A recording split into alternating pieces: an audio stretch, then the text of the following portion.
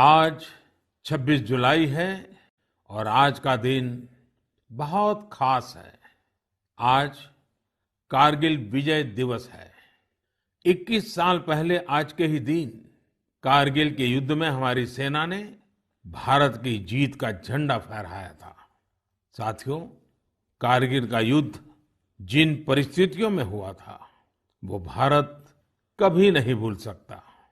पाकिस्तान ने बड़े बड़े मंसूबे पालकर भारत की भूमि हथियाने और अपने यहाँ चल रहे आंतरिक कलह से ध्यान भटकाने को लेकर दुस्साहस किया था। भारत तब पाकिस्तान से अच्छे संबंधों के लिए प्रयासरत था, लेकिन कहा जाता है ना, बैरू अकारन सब काहू सौ, जो कर हित अनहित ताहू सौ। यानी दुष्ट का स्वभाव ही होता है हर किसी से बिना वजह दुश्मनी करना। ऐसे स्वभाव के लोग जो हित करता है उसका भी नुकसान ही सोचते हैं। इसलिए भारत की मित्रता के जवाब में पाकिस्तान द्वारा पीठ में छुरा घोंपने की कोशिश हुई थी, लेकिन उसके बाद भारत की वीर सेना ने जो पराक्रम दिखाया, भारत ने अपनी जो ताकत दिखाई, उसे पूरी दुनिया ने देखा। आप कल्पना कर सकते हैं, ऊंचे पहाड़ों पर बैठा हुआ दुश्मन और नीचे से लड़ रही हमारी सेनाएं, हमारे वीर जवान। लेकिन जीत पहाड़ की ऊंचाई की नहीं, भारत की सेनाओं के ऊंचे हौसले और सच्ची वीरता की हुई। साथियों, उस समय मुझे भी करगिल जाने और हमारे जवानों की वीरता के दर्शन का सौभाग्य मिला। वो दिन मेरे जीवन के सबसे अनमोल क्षणों में से एक है। मैं देख रहा हूं कि आज देश भर में लोग कारगिल विजय को याद कर रहे हैं। सोशल मीडिया पर एक हैशटैग करेज इन करगिल के साथ लोग अपने वीरों को नमन कर रहे हैं।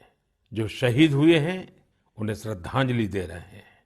मैं आज सभी देशवासियों की तरफ से हमारे इन वीर जवानों के साथ साथ उन वीर माताओं को भी नमन करता हूं जिन्होंने मां भारती के सच्चे सपूतों को जन्म दिया। मेरा देश के नौजवानों से आग्रह है कि आज दिन भर कारगिल विजय से जुड़े हमारे जाबाजों की कहानियां, वीर माताओं के त्याग के बारे में एक दूसरे को बताएं, शेयर करें। मैं साथियों आपसे एक आग्रह करता हूं। आज एक वेबसाइट है www.gallantryawards.gov.in। आप उसको जरूर विजिट करें। वहां आपको हमारे वीर पराक्रमी योद्धाओं के बारे में, उनके पराक्रम के बारे में बहुत सारी जानकारियां प्राप्त होगी।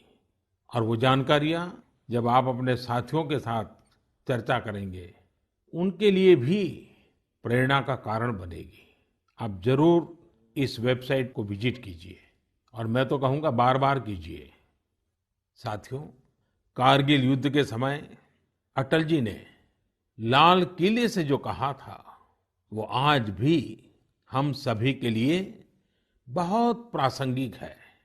अटल जी ने तब देश को गांधी जी के एक मंत्र की याद दिलाई थी। महात्मा गांधी का मंत्र था कि यदि किसी को कभी कोई दुविधा हो कि उसे क्या करना क्या न करना, तो उसे भारत के सबसे गरीब और असहाय व्यक्ति के बारे में सोचना चाहिए। उसे ये सोचना चाहिए कि जो वो करने जा रहा है उससे उस व्यक्ति की भलाई होगी या नहीं होगी।